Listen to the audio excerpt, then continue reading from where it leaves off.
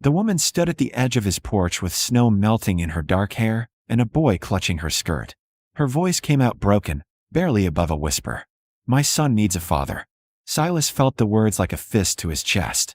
He built this life alone for a reason. No ties, no failures, no one else to lose. And here she was, asking for the one thing he'd sworn he'd never be again. 3 days earlier, the storm had rolled into the Montana high country like God's own wrath. Silas Crow had been splitting wood behind his cabin when he heard it, a sound that didn't belong. Not the crack of ice or the groan of wind-bent pines, but something human. A cry.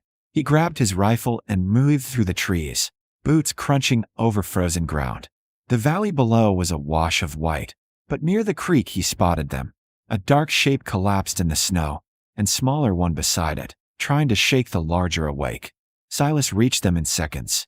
The woman was unconscious, lips blue, one leg twisted beneath her. The boy, maybe 5 years old, looked up at him with eyes too wide and too knowing. "She fell," the boy said. His voice didn't shake. "We were walking to Timber Ridge." Timber Ridge was 8 miles south. In this storm, it might as well have been 100. Silas scooped the woman into his arms. She weighed nothing. He nodded to the boy. "Stay close to me. Don't let go of my coat." The boy obeyed without question. Inside the cabin, Silas laid her near the fire. Her clothes were soaked through, her breathing shallow. He peeled away her frozen shawl and boots, wrapped her in wool blankets, and set water to boil. The boy stood against the wall, silent as stone. "What's your name?" Silas asked, stirring the pot. "Ethan." "Your ma's name?" "Grace." Silas nodded. He didn't ask more. The boy looked like he'd been holding the world together with his bare hands, and Silas knew that look. He'd worn it himself once. Grace didn't wake that night.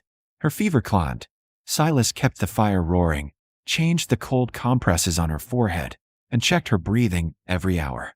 Ethan curled up in the corner with a blanket, watching everything. At dawn, her eyes finally opened. They were green, sharp and searching. She tried to sit up, winced, and fell back. "Easy," Silas said, crouching beside her. "Your leg's sprained bad. Maybe broken. You're safe." Her gaze darted to Ethan. The boy rushed over, and she pulled him close, her hands shaking as she checked him for injuries. "He's fine," Silas said. "Tougher than most grown men I know." Grace's eyes met his, and for a moment, something passed between them. Recognition, maybe. Not of faces, but of something deeper. She'd been running. He could see it in the way she held herself, the way her eyes kept flicking to the door. "Thank you," she whispered. Silas stood and turned back to the stove. "Storm won't break for 2 more days. You're stuck here till then." He didn't see the relief that crossed her face. Over the next day, the story came out in pieces. Grace had been married to a man named Dalton Reed, a ranch hand in the valley town of Ashford. He'd been good at first, charming, even. Then the drinking started. Then the anger. She didn't say more, and Silas didn't ask. The bruises on her wrists said enough. She'd taken Ethan and left in the middle of the night, heading for her sister in Timber Ridge. But the storm had caught them on the pass, and she'd slipped on the ice. Silas listened, his jaw tight. He knew men like Dalton Reed. The kind who took what they wanted and broke what they couldn't control. "He'll come looking," Grace said quietly. She was sitting up now, leg wrapped and propped on a stool. "He won't let me just leave." Silas checked the Winchester leaning against the doorframe. "Let him." That night, Ethan fell asleep by the fire. Grace watched him, her face soft with a pain that had nothing to do with her leg. "He used to laugh all the time," she said. "Now he barely speaks." Silas poured her tea and set it beside her. "He spoke to me. That counts for something." She looked up at him then, really looked. Silas was a big man, broad through the chest and shoulders, arms thick from years of splitting wood and hauling game. His beard was dark and full, his hands scarred and calloused, but his eyes, pale blue and steady, held no threat. "Why do you live up here alone?" she asked. Silas didn't answer right away. He stared into the fire, the light catching the hard lines of his face. "Had a family once," he said finally. "Wife, daughter. Fever took them both in one winter. After that, I didn't see the point in staying down below." Grace's breath caught. "I'm sorry." He shook his head. "Long time ago." But she saw the lie in his eyes. It wasn't long ago. It was yesterday. Every day. The next morning, she found him on the porch, shirtless despite the cold, splitting wood with brutal efficiency. His chest and arms gleamed with sweat, every muscle carved from stone and effort. Steam rose from his skin in the frozen air. Grace stood in the doorway, and for the first time in years, she felt something other than fear. The storm broke on the third day. Silas cleared a path to the road and hitched his mule to the sled. Grace could barely walk, so he carried her out and set her gently on the blankets. Ethan climbed up beside her without a word. "Timber Ridge is 4 hours south," Silas said, adjusting the reins. "I'll get you there by nightfall." Grace nodded, but her hands were trembling. Not from cold. They made it 2 miles before they saw the rider. Dalton Reed sat his horse in the middle of the trail, a rifle across his saddle. He was lean and hard-eyed, with a smile that didn't reach past his teeth. "There you are, Grace," he called. "Been looking all over for you." Silas pulled the sled to a stop. He didn't reach for his rifle. "Not yet. She's not going back with you," Silas said. Dalton's smile widened. "That's real noble, friend. But she's my wife. Boy's my stepson. This ain't your business." "It is now." Dalton's hand drifted toward his rifle. "You got no idea who you're talking to." Silas stepped down from the sled. He didn't hurry, didn't flinch, just walked forward until he was 10 feet from Dalton's horse, his frame filling the trail like a mountain. "I know exactly who I'm talking to," Silas said, his voice low and edged. "A man who hits women. A man who scares kids. You want to try me, Dalton, go ahead. But you're gonna lose." The silence stretched. Dalton's horse shifted, uneasy. Finally, Dalton spat into the snow. "This ain't over," he said, and wheeled his horse around. Grace let out a shaking breath. Ethan's small hand found hers. Silas climbed back onto the sled and snapped the reins. He didn't look back. They reached Timber Ridge by dusk. Grace's sister lived in a small house on the edge of town, and when she opened the door and saw Grace, she burst into tears. Silas carried Grace inside and set her on the sofa. The sister, a younger woman named Clara, fussed and cried and promised everything would be all right. Silas stepped back toward the door. His job was done, but Ethan grabbed his coat. "Don't go," the boy said. Silas crouched down. "Your ma's safe now. You both are." Ethan's eyes filled with tears he refused to let fall. "He'll come back. He always comes back." Silas looked at Grace. She was watching him, her green eyes full of something he didn't want to name. "I'll stay tonight," Silas said. "Make sure." He slept on the porch with his rifle and a blanket. Dalton never came. But the next morning, when Silas prepared to leave, Grace stepped outside. She moved carefully, limping on her bad leg, but her jaw was set. "I can't go back to Ashford," she said. "And I can't stay here. Clara's husband doesn't want us.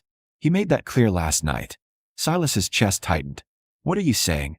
She met his eyes. "I'm saying my son needs a father. A real one. Someone who won't hurt him. Someone strong enough to keep him safe." Silas felt the ground shift beneath him. "Grace, I'm not asking you to love me," she said quickly. "I'm asking you to help me survive. I'll work. I'll earn my keep. I just need—" Her voice broke. "I just need someone I can trust." Silas stared at her. He'd sworn he'd never take on that weight again. Never be responsible for someone else's life, someone else's heartbreak. But then he looked past her, through the window, and saw Ethan sitting at the table, small and silent and so damn alone. Silas knew that aloneness. He'd lived it every day for 8 years. "All right," he said. Grace's breath hitched. "All right. You and the boy come back with me. We'll figure out the rest as we go." Tears spilled down her cheeks, but she nodded. They left that afternoon. Clara didn't argue. She just hugged Grace and whispered something Silas didn't hear. The ride back to the cabin was quiet. Ethan sat between them, and once, Silas felt the boy lean against his arm. When they reached the cabin, Silas carried Grace inside again and set her by the fire. Ethan explored the small space, touching the rough-hewn walls, the bearskin rug, the stack of carved wooden animals Silas had made years ago for a daughter who never got to play with them. That night, after Ethan fell asleep, Grace spoke. "I won't be a burden." Silas looked at her across the fire. "Never thought you would be. And I won't ask for more than you can give." He nodded. But even then, he knew it was a lie, because she'd already asked for everything. Spring came slowly to the high country. The snow melted in patches, revealing hard ground and new green. Grace's leg healed, and she moved through the cabin like she'd always belonged there. Cooking, mending, organizing the chaos Silas had lived in for years. Ethan grew bolder. He followed Silas everywhere, watching him work, asking questions in his quiet, careful way. Silas taught him to split kindling, to track deer, to read the sky for weather. One morning, Ethan called him Pa by accident, then froze, terrified. Silas crouched down and put a hand on the boy's shoulder. "That's all right, son." Ethan's eyes went wide. Then he smiled, the first real smile Silas had seen. But peace didn't last. In early June, Dalton came back. He brought 2 men with him. They rode up to the cabin at dawn, and Silas met them in the yard, shirtless and holding an axe. "You got no claim here, Dalton," Silas said. Dalton sneered. "She's still my wife. Law says so. Law also says a man can defend his home." One of Dalton's men reached for his gun. Silas moved faster. He hurled the axe. It buried itself in the tree 2 inches from the man's head. Everyone froze. Silas walked forward, unarmed now, but no less dangerous. His chest was broad and bare, scarred from years of surviving, and his eyes were cold as winter. "You want her?" Silas said quietly. "You go through me." Dalton's courage cracked. He yanked his reins and spurred his horse. His men followed. Grace stood in the doorway, trembling. Silas turned and walked to her, his heart pounding. "He won't stop," she whispered. "Then I'll kill him," Silas said simply. Her eyes went wide. "Silas, I mean it, Grace. I won't let him touch you. Or Ethan. Not ever." She stared at him, and something broke open in her chest. Why? Why would you do this for us?" Silas looked past her, into the cabin, where Ethan sat by the fire carving his stick with a knife Silas had given him. "Because I already lost a family," Silas said. "I won't lose another." Grace's breath caught. She reached up and touched his face, her fingers trembling against his bearded jaw. "You're a good man, Silas Crow." He caught her hand and held it there. "I'm a man who's done bad things, but I'll do right by you. I swear it." She kissed him then, soft and tentative and full of hope. When they pulled apart, Ethan was standing in the doorway, grinning. 2 weeks later, the circuit judge came through Timber Ridge. Silas and Grace stood before him in the small church, and this time, the vows were real. Ethan stood beside them, holding a wooden horse Silas had carved for him. "Do you take this woman?" the judge asked. Silas looked at Grace, strong, scarred, and steady. "I do. And do you take this man?" Grace's voice didn't shake. "I do." The judge pronounced them married, and Ethan cheered. That night, back at the cabin, they sat together on the porch. The valley below was dark and endless, the stars bright and cold. Ethan was asleep inside, curled up in the loft Silas had built for him. Grace leaned against Silas, her head on his shoulder. "Thank you," she whispered. "For what?" "For being his father. For being my." Silas wrapped his arm around her and kissed the top of her head. "You gave me a reason to come back, Grace." "That's more than thanks." They sat in the quiet, the fire crackling inside, the night vast and full of promise. Dalton Reed never came back. Some said he'd left the territory. Others said he'd picked a fight with the wrong man and ended up in an unmarked grave. Silas didn't care which. All that mattered was the woman beside him and the boy who called him Pa. He'd thought his life was over. But Grace had whispered the words that changed everything. "My son needs a father." And Silas had become one. Not because he had to, because he wanted to. Because love, he learned, wasn't something you lost once and never found again. It was something you built. In the cold. In the wild. With your bare hands and your whole heart. And it was worth every scar,